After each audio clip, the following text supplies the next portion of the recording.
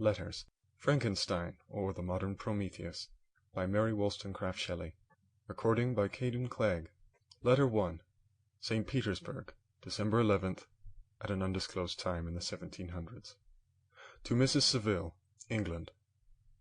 You will rejoice to hear that no disaster has accompanied the commencement of an enterprise which you have regarded with such evil forebodings. I arrived here yesterday, and my first task is to assure my dear sister of my welfare and increasing confidence in the success of my undertaking. I am already far north of London, and as I walk in the streets of Petersburg, I feel a cold northern breeze play upon my cheeks, which braces my nerves and fills me with delight. Do you understand this feeling? This breeze, which has travelled from the regions towards which I am advancing, gives me a foretaste of those icy climes. Inspirited by this wind of promise, my daydreams become more fervent and vivid. I try in vain to be persuaded that the pole is the seat of frost and desolation. It ever presents itself to my imagination as the region of beauty and delight. There, Margaret, the sun is forever visible, its broad disk just skirting the horizon and diffusing a perpetual splendor. There, for with your leave, my sister, I will put some trust in preceding navigators, there snow and frost are banished, and, sailing over a calm sea, we may be wafted to a land surpassing in wonders and in beauty every region hitherto discovered on the habitable globe. Its productions and features may be without example, as the phenomena of the heavenly bodies undoubtedly are in these undiscovered solitudes. What may not be expected in a country of eternal light?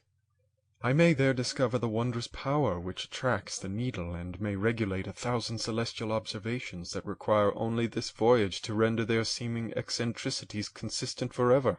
I shall satiate my ardent curiosity with the sight of a part of the world never before visited, and may tread a land never before imprinted by the foot of man. These are my enticements, and they are sufficient to conquer all fear of danger or death, and to induce me to commence this laborious voyage with the joy a child feels when he embarks in a little boat with his holiday mates on an expedition of discovery up his native river. But, supposing all these conjectures to be false, you cannot contest the inestimable benefit which I shall confer on all mankind, the last generation, by discovering a passage near the pole to these countries, to reach which at present so many months are requisite, or by ascertaining the secret of the magnet, which, if at all possible, can only be effected by an undertaking such as mine. These reflections have dispelled the agitation with which I began my letter, and I feel my heart glow with an enthusiasm which elevates me to heaven, for nothing contributes so much to tranquilize the mind as a steady purpose, a point on which the soul may fix its intellectual eye. This expedition has been the favorite dream of my early years. I have read with ardor the accounts of the various voyages which have been made in the prospect of arriving at the North Pacific Ocean, through the seas which surround the pole. You may remember that a history of all the voyages made for purposes of discovery composed the whole of our good Uncle Thomas' library. My education was neglected, yet I was passionately fond of reading.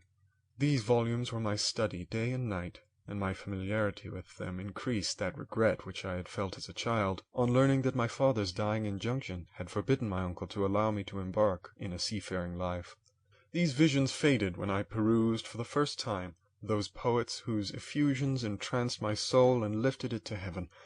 I also became a poet, and for 1 year lived in a paradise of my own creation. I imagined that I might also obtain a niche in the temple where the names of Homer and Shakespeare are consecrated. You are well acquainted with my failure and how heavily I bore the disappointment, but just at that time I inherited the fortune of my cousin, and my thoughts were turned into the channel of their earlier bent. 6 years have passed since I resolved on my present undertaking. I can, even now, remember the hour from which I dedicated myself to this great enterprise. I commenced by inuring my body to hardship. I accompanied the whale fishers on several expeditions to the North Sea. I voluntarily endured cold, famine, thirst, and want of sleep. I often worked harder than the common sailors during the day, and devoted my nights to the study of mathematics, the theory of medicine, and those branches of physical science from which a naval adventurer might derive the greatest practical advantage. Twice I actually hired myself as an undermate in a Greenland whaler, and acquitted myself to Sample complete. Ready to continue?